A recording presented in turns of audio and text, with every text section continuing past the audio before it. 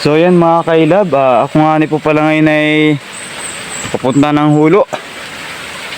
At ako'y kapandaw na ng Tain. Ngayon mga kailab ay bago pa ako pumunta ron ay pakita ko sa inyo aking nadaanan mga kailab. Yan po bangin, anong lalim na bangin. Yan po ang aking nadaan mga kailab.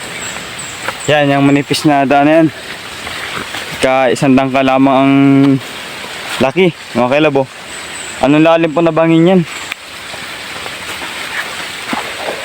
Dito pa ako nadaan tuwing ako'y nagapandaw ng Tain. Yung mga kailab, bangin yan. Mas mahirap pa po dito.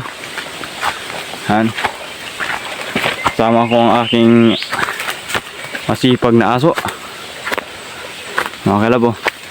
Kaunti pang pataasin. Kaingal.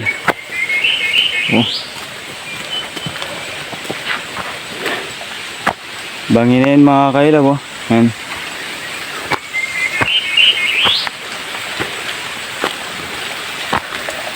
Yan. Nandito na pa ako sa pinakamahirap na daan mga kailab. Bangin yan, bangin. Kad! Mga kailab. Kaya pa ako nadaan talaga dito, todo ingat. Yan po yung hanggang doon sa baba. Hanggang doon mga kailab, paglalaglag. Mahirap po yung inadaanan ko. Yan ang hirap. Pero may nagalukad po dito mga kailab, dito nadaan. Doble pag-iingat na lang ang gawin pag madaan talaga. Talagang ang hirap dito dumaan. Bangin na bangin. Ako'y nakakalamkaman. Agay labang ka din pag ikaw dumaan din.